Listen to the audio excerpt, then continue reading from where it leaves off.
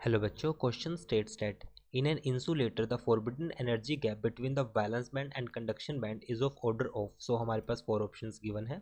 First key concept for this question. तो key concept में हम समझते हैं कि जो इंसुलेटर होते हैं वो क्या होते हैं। अगर हम इंसुलेटर को सिंपली डिफाइन करें तो इंसुलेटर क्या होते हैं, जो इलेक्ट्रिसिटी का कंडक्शन नहीं कर सकते। So we can write the substance which can not conduct electricity,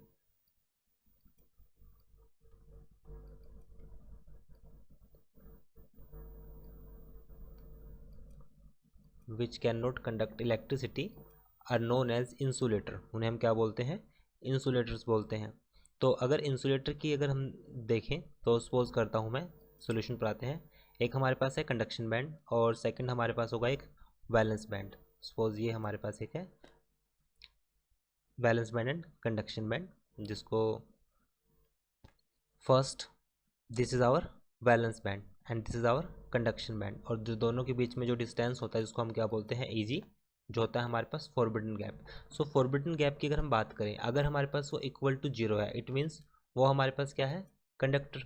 तो उस केस में सिंपली जो इलेक्ट्रॉन्स होंगे बैलेंस बैंड से वो इजिली कंडक्शन बैंड में मूव कर सकते हैं। अगर हमारे पास ये value greater than 3 electron volt है, इट मीन्स वो हमारे पास क्या हो जाएगा, इंसुलेटर। सिंपली हमने यहाँ पे क्या अप्लाई किया है, बैलेंस, जो बैलेंस बैंड थ्योरी होगी, कंडक्शन बैंड थ्योरी हम बोल सकते हैं। अगर लेस देन 3 इलेक्ट्रॉन वोल्ट होगा तो उस केस में हमारे पास क्या होगा, वो हो जाएंगे कंडक्टर। सो ये हमारे पास क्या हो जाएंगे, कंडक्टर हो जाएंगे।